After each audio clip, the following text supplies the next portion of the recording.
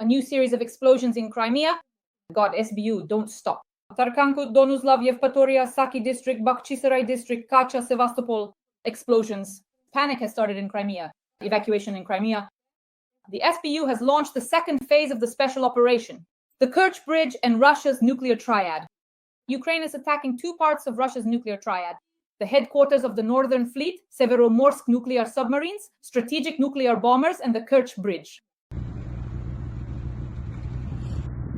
The bridge is damaged, meaning at least one of its supports is damaged.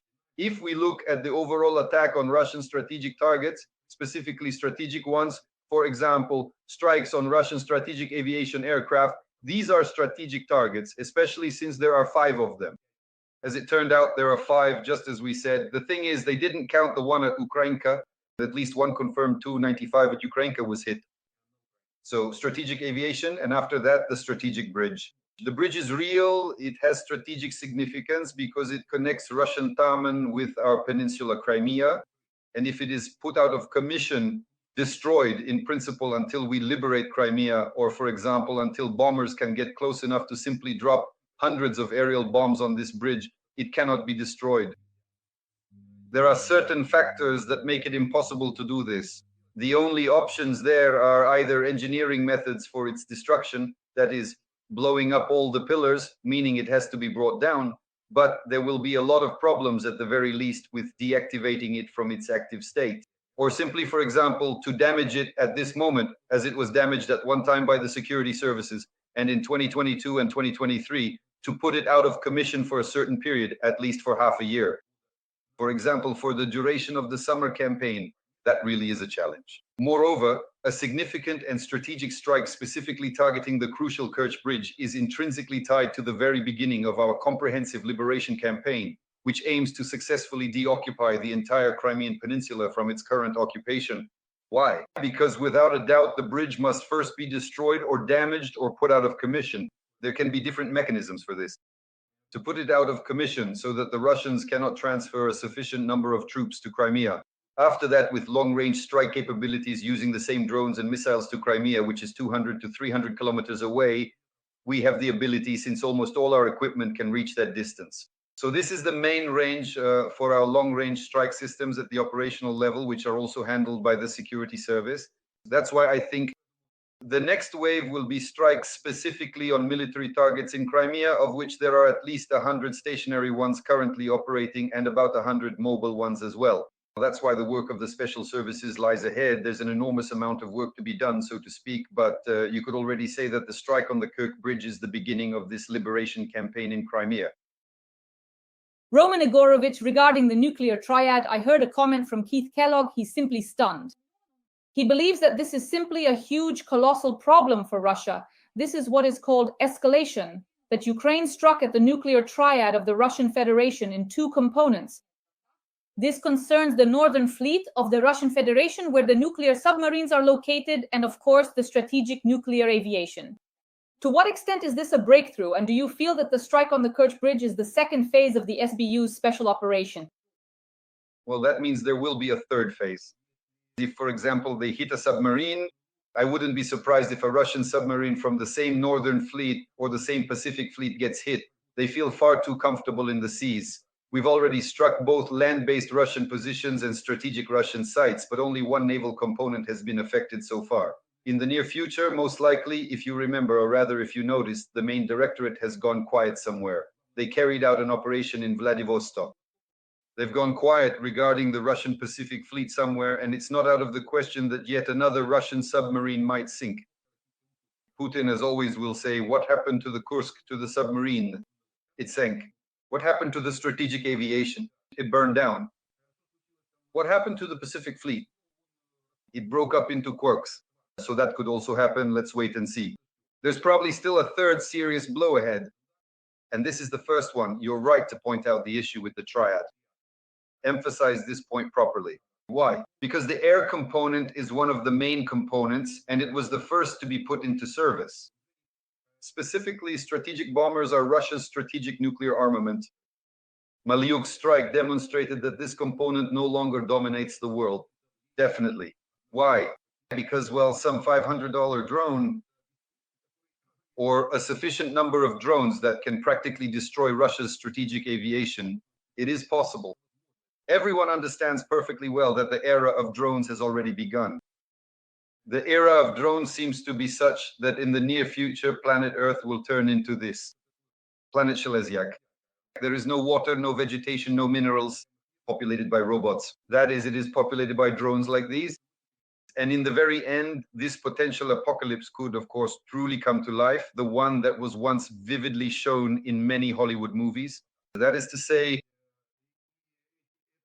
this problem really exists in all countries of the world that have invested in strategic security mechanisms. What was the point of investing tens of trillions of dollars over the last 100 years into something that, in the end, a $500 drone can simply take out in a matter of seconds, just as Maliuk demonstrated? That's why I would say that Maliuk and the security service of Ukraine have become the cornerstone at the beginning of a new era in security. Other mechanisms, the real investment should be in robots. By robots, I mean, of course, drones. And drones that are capable of carrying out major tasks with minimal funding. In principle, all these strategies will eventually be rendered obsolete. At one time, if anyone remembers, Raykin, I think it was him, may he rest in peace, once said, he had a great monologue about those six-story fools, the dinosaurs, where are they now? Extinct. But the cockroach, it's been around for 3 billion, or was it 30 billion years, and it's still alive and well? That's roughly what the next era will be like, something along those lines. In other words, the little bugs we're talking about now, the small drones, they'll keep getting smaller, but without losing their combat effectiveness. And eventually, what will they reach? They'll reach what Putin once recently predicted together with Skabiva and all that Russian media riffraff. Ukrainian combat mosquitoes. You were just laughing about combat mosquitoes? Believe me, when billions of Ukrainian combat mosquitoes invade Russian Siberia or beyond the Urals, let alone up to the Urals, I won't even mention that. Not a single Russian will be left there. They'll be drawn by the scent. And the Russian spirit smells so strong. Oh boy, not a single, no filter can help with that. You have to wear gas masks if Russia or the Russian Federation is anywhere nearby. So naturally, following the scent, these Ukrainian combat mosquitoes will wipe out the entire Russian herd, all this Russian Federation herd that attacked Ukraine.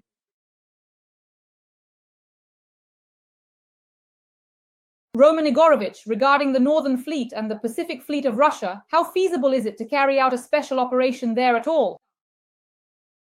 Well, it's definitely possible. As for the Northern Fleet, on the one hand, it's simply closer because it's just over 1,000 kilometers away, and we've already carried out missions there before. The reindeer, which are not far from the base, yes. So in principle, this direction is possible even with long-range strike systems launched from our territory. But as for Vladivostok, in fact, in some ways, that's even easier. As you yourself have mentioned, Vladivostok is part of the Green Wedge, the Far Eastern Ukrainian People's Republic, which is populated not by robots, but by Ukrainians, well, people of Ukrainian descent. Genetically, for over 100 years, tens of thousands of Ukrainians were brought there under certain programs, mostly from the Poltava and Chernihiv regions. That's why there's a place called Chernihivka there. For example, I know this from the Airfields. Chernihivka and also Ukrainka, these are our people from Poltava and residents of the Chernihiv region who settled there back in the day. Naturally, their roots from India still make themselves felt. And Vladivostok is actually one of the main jewels of this Green Wedge, or Ukrainian enclave. Yes, Vladivostok, of course, getting there is a bit of a challenge. Moreover, if we eventually recognize the government in exile of the Far Eastern Ukrainian People's Republic, it could even sign, for example, agreements with Japan regarding the return of those same disputed islands, so-called disputed, but they're Japanese islands, and even Sakhalin is a Japanese island. So this is exactly the issue that needs to be resolved there. At the same time, of course, pressure should be put on the Pacific Fleet because there are Ukrainians in the fleet as well. Do you really think our warrant officers aren't there? Yes, practically every other one has Ukrainian roots, our solid, deep-rooted genetic tree among the warrant officers. Because in the Soviet army, all the warrant officers were Ukrainians, and all the warrant officers in the Navy were Ukrainians too. So believe me, if it comes down to the survival of our nation, this so-called call of our ancestors will make it possible to sink almost the entire Pacific Fleet. And if we approach our relations with the Japanese and South Koreans correctly, they'll even help us because it's in their interest too. Roman Lenin, when you spoke with military analysts, they said that Topol and Yars are part of the powerful nuclear forces of the Russian Federation. How significant are these assets? And, for example, is the destruction of a Topol or Yars a realistic goal for Ukrainian special services as well, naturally? Well, that's rather difficult, of course. The thing is, these are, after all, the strategic missile forces. That means there's a certain selection process for service there, and there are some aspects related to polygraph testing. So there's very strict control over this component, and it would be very difficult, let's say, to get close enough to destroy these missiles. The Russians will ruin them themselves. You see, they're all pretty clumsy. They'll end up ruining them on their own. The Topol is an excellent, excellent missile. It was first launched, I think, back in the 1980s in the Soviet Union. Later, the Russians refined it to a more or less acceptable state. But the main basic, so to speak, fundamental starting conditions were, of course, still from the Soviet Union. They had some really good stuff back then. And the missile school, especially after our Ukrainian basically put everything into the missile program when, as the General Secretary of the Central Committee, as Khrushchev, he fulfilled this task for Brezhnev. And again, it was the Ukrainians who refined it. So the missile topic was, of course, very seriously developed in the Soviet Union. The Russians picked up on some aspects, but because the Soviet Union collapsed and the components of the overall production cycle ended up scattered across different republics, most of them, by the way, were here, specifically in Ukraine, because we built the same SS-18, the same Satan at Yuzhmash. Naturally, the Topol is a successor of this kind of missile program, especially the Topol-M. It's a pretty good missile. The second one after it is also, well, not exactly a clone, but it's basically the same kind of missile, just with a different warhead, one with multiple independently targetable re-entry vehicles. That's already the Yars, then the Yars RS-24, and then they built the RS-26. They tried to build the Oreshnik, the so-called Rubezh. That's the Rubezh. Putin called it Oreshnik. And the next line, the fourth missile, is the RS-28, which is the Sarmat. But the Sarmat can't even get its rear off the launch silos anymore. Out of 7 launches, there were 6 explosions, and several silos were completely destroyed. So most likely this whole series of missiles is done for. In other words, they won't really have the Sarmat. They'll keep fussing over the Oreshnik like a fool with a rattle, but once its media hype dies down, at least even the ZNO will forget about it.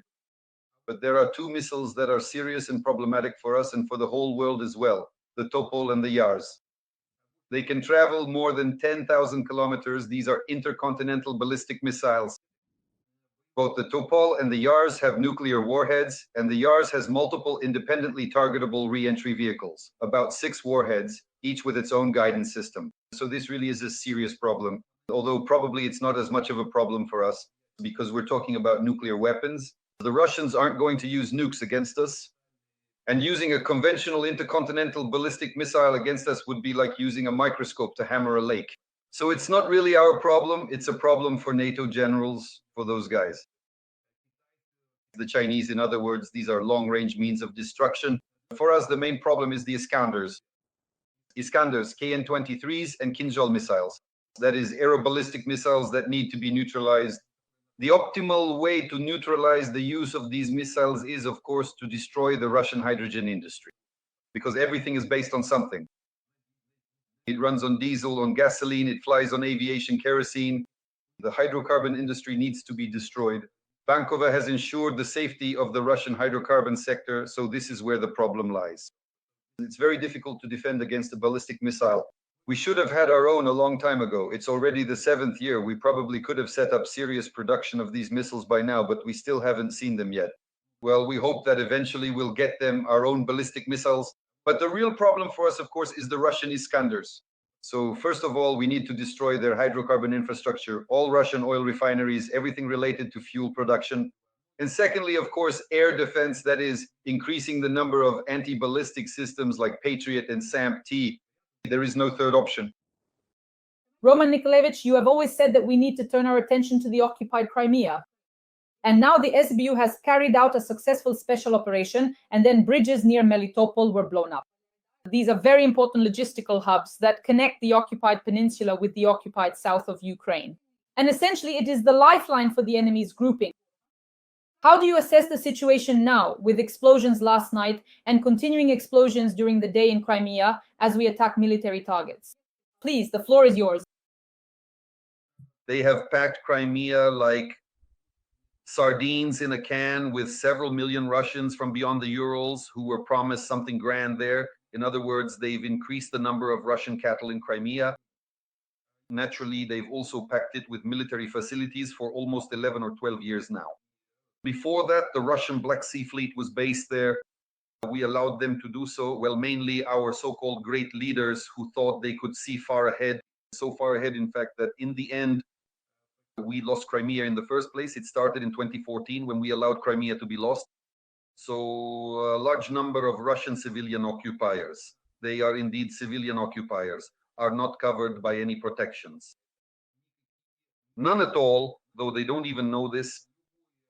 Any Russian citizen present on occupied Ukrainian territory is considered an occupier, and none of the conventions that apply to civilians apply to them. That is naturally for us, they are the same kind of occupiers as all the other so-called Russian military combatants who are in Crimea and are subject to elimination. Eliminating them in principle is not that difficult specifically in Crimea. Why? Because Crimea itself is a closed area, squeezed between two seas, the Azov and the Black Sea. In other words, it's practically a ready-made geographic operational cauldron. There are only two routes in and out of it. From Taman, it connects via the Kerch Bridge and through land corridors from mainland Ukraine. Mainly, if you look at the railway, it's towards Melitopol through Henichesk. Those branches go there. That's why for us, when liberating Ukraine, it's important to start by liberating Crimea because it's much easier to free Ukrainian territory if we liberate Crimea first. Moreover, it's even easier to liberate Crimea itself. If you compare the balance of forces and resources needed to liberate Donbass, you need an order of magnitude fewer forces and resources to liberate Crimea than to liberate Donbass. That's why, without a doubt, Crimea is simply begging to be the first to break free from Russian captivity. There are a lot of mechanisms for this. How can this be done? Well, first of all, of course, we need to cut off all the bridges that connect Crimea to Russia. There are several such bridges. Well, the first bridge is the Kerch Bridge. Moreover, there are several there. There's the railway bridge, the automobile bridge, the energy bridge, the fuel bridge, and the water bridge. All of these are part of the Kerch system, the Kerch Bridge system. And without question, all 5 of these bridges need to be destroyed in this sense. The second one, which is next to the Kerch Bridge, is the ferry crossing. The floating docks need to be destroyed. The floating docks, and of course, especially the railway ferries. The third bridge, in general terms, is the so-called sea bridge. That is, these are the same LSTs, large landing ships, which can be used as ferries between the ports, let's say, of the Russian Black Sea coast and our Crimea. There are still several large landing ships left, and the Russians can use them to transport a significant amount of weaponry. Serious tonnage. Then there's the air bridge, but the air bridge is simpler. That is, these are planes, these are airfields that can be targeted, and basically the air bridge. And the main one, of course, is the so-called land bridge, the land corridor, which the Russians are now trying to hold. 80 kilometers deep, it's actually very difficult to do, especially since it's pressed up against the Azov coast. There are several branches of both highways and railways running through there. So, of course, those routes can and should be targeted, starting from Rostov-Taganrog, then through Miles, and then through Kelmius. As for the bridges, well, realistically, it's very close for us there. Just 80 to 100 kilometers to Melitopol and to the crossings, both types, meaning the northern crossings. And in principle, that's probably what we'll keep doing, because those strikes that happened simultaneously on both the Kerch Bridge and the bridge near Melitopol, those were precisely on the railway junctions. And that's exactly the kind of operation we're talking about here. First, cut off the supply systems and then hit them with long-range strike capabilities, which, as everyone knows, we have. If we manage to gather 1,000 drones for Moscow, then we can certainly find 500 drones a week for Crimea. The main thing now is to refocus specifically on this aspect. And the milestone for the liberation of Crimea will be the third strike on the Kerch Bridge. You could say that the liberation of Crimea will begin with this strike. First, with long-range strike assets, they will dismantle Crimea molecule by molecule over the course of 6 months, maybe even a year. Realistically, if you break it down by actions, the first few months up to a year will need to be spent using drones and missiles to target military sites in Crimea. And only after that, starting from next spring, or maybe during the summer campaign of 2026, will our troops actually move into Crimea. By land, but that's the optimal scenario. Of course, without air support, it's impossible to advance there. That's why I think that by next year, we'll already have a sufficient number of air units to support a ground operation. Well, of course, we'll keep harassing Crimea as we withdraw. In general, the Crimean summer of 2025 promises to be a hot one. Absolutely. And the Russians really need to remember, we talked about this with you back in 2023. They need to learn how to swim because the Kerch Bridge will be gone and the exits from Crimea will definitely be under control. So whether it's freestyle, breaststroke, or doggy paddle, Russians will have to paddle their way out of Crimea if they don't leave now by car or train, because those options simply won't exist. Run away from Crimea, Russians. Friends, please like this video and share your thoughts in the comments about our special operations, about the second and third phases of the SBU's special operation. And Roman Nikolevich and I will continue. The SBU's operation web can be put on par with the elimination of Osama bin Laden, said US Senator Richard Blumenthal. He called the operation itself proof of Ukraine's agility and determination, saying that these strikes debunk the false narrative that Ukraine is losing the war and could shift momentum in Washington toward increasing aid to Ukraine. They can strike an air base 4,000 miles from Ukraine. They can hit anywhere. By sheer skill and audacity, these attacks can be ranked alongside the US raid on Osama bin Laden and the Israeli operation with the Pages as some of the greatest military achievements of recent years. Roman Grigorievich, please comment. Yes, the Americans were shocked not because we struck the Russians. The Americans imagined themselves in our place. And now they're shocked because the air bases, which are just as exposed as the Russian ones, were protected from each other by treaties. That is, there were certain, I think, there was specific protection of strategic strike assets under these treaties. Moreover, one of the main conditions was that these aircraft had to be accessible for monitoring by external surveillance systems, such as satellites. So it turns out that the Russians, just like the Americans, are required to park their planes on sites visible to the opposing side. But we're not adversaries. No one told Maliuk he hasn't read the Start 3. Naturally, he just went ahead and struck at the Russian strategic assets, taking one issue off the table. And now the Americans are thinking, wait a minute, the same thing could happen to their bases too. And their bases are wide open. Nobody's even bothered with them. Really, if the Chinese or the Houthis or the Iranians or the Russians set out to take out Russian strategic assets, well, actually American strategic assets, there just aren't any like that. And it could get serious, especially if the Chinese get involved. We can see that in this regard, the Chinese have moved ahead of everyone else in the world. That's exactly their problem. They weren't shocked by our so-called audacity. They were shocked by their own vulnerability to this kind of weapon, like drones. A simple dirt cheap drone. Yes, Roman Igorovich, today I read a brilliant analysis by a woman on Facebook, a Ukrainian, a patriot. She wrote that the whole world, which is afraid of escalation, of nuclear escalation, which didn't give us long-range missiles, which didn't give us the Taurus and other missiles that could have allowed us to destroy this entire nuclear triad. They're simply shocked, terrified that Ukraine managed to do all this without their help. Isn't that right, Roman Grigorievich? Well, that's exactly how it is. It's great that this person saw it exactly that way. Someone who is closely connected to military matters. That's exactly how it is. What was important in the last century is absolutely irrelevant now. Just as what was important in the century before last didn't matter to the last century. No one now remembers the sling or the boomerang. Of course, I don't mean the missile. No one remembers bows, arrows, or spears. Now, or rather in the last century, when missiles and airplanes appeared, and now we're already at the next stage. In other words, what was needed in the last century is simply unnecessary now. Strategic bombers aren't needed, nor, for example, is the same Navy that consumed trillions of dollars. Just think how much had to be invested, trillions of dollars. And here it turns out, with the decision to destroy Russia's strategic aviation, Maliuk has simply crossed out this almost century-long saga of embezzlement. Essentially, from the largest military budgets, trillions of dollars were invested in this, and now they're simply unnecessary. The security service of Ukraine alone showed a real slap in the face to this entire strategic triad, whatever it may be. And even the nuclear component of this strategic triad is not frightening to us for one simple reason. We have our own means of destruction. Nuclear ones that are much more powerful, stronger, and more problematic for the enemy than theirs. A nuclear warhead that detonates is sometimes not even always clear. Whether it was a nuclear explosion or some serious conventional missile, you can only measure it with a radiometer. The radiance from radionuclides that accompanies a nuclear explosion quickly fades if it was a nuclear blast.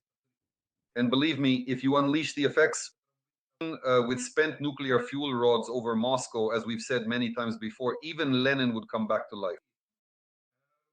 He would be more alive than anyone else from the radiation that would fall, say, on Red Square if the Russians used nuclear weapons against Ukraine. They understand perfectly well why they've gone quiet on the nuclear topic now. They've clearly realized that it wasn't for nothing that they poked a hole in the fourth reactor of the Chernobyl nuclear power plant. Then who knows what might end up falling on Grandpa Lenin. Maybe he'll even grow a third head and start running around telling everyone, "You're on the right path, comrades." Well, more or less in the direction he's pointing. Roman Igorovich, to wrap up, let me ask you the following question. First of all, after the SBU attacks on strategic nuclear aviation, Z channels reported the following information. In Moscow, Lieutenant General Sergei Kabilash, the commander of the Russian Air Force, accidentally fell out of a window. And now everyone is starting to count how many strategic bombers we've destroyed or eliminated. In other words, 41 have been damaged or destroyed. How significant are these losses? Please comment on this as a final point. Well, if this isn't a PESYOP, although it could be a Russian PESYOP, they sometimes spread information this way. They use certain dubious channels to inject these kinds of events into the information flow. Then, if the opposing side picks it up, they present it as something negative. Then they show this so-called Kobylashat and start telling stories about how we're not responding to this properly. So for now, at this moment, there is no confirmation. Really, there isn't. Although, strictly speaking, given his responsibility, Kobylash should have been made to fly. Whether someone will make him fly or has made him or will make him in the future, that will depend on the Russian special services, because if there is real accountability, then the responsibility lies specifically with Kobylash for the security of Russia's strategic nuclear triad. So if not now, then eventually he will have to fly. And what about his girlfriend? Dear viewers, please like this video. Roman Grigorievich and I meet 3 times a week, discuss the most pressing military topics, and celebrate the successes of our Ukrainian special services and the armed forces of Ukraine. We thank them and bow deeply in gratitude. Roman Svetlan is a star in analytics. Roman Grigorievich, thank you very much. As always, see you soon later this week. Goodbye.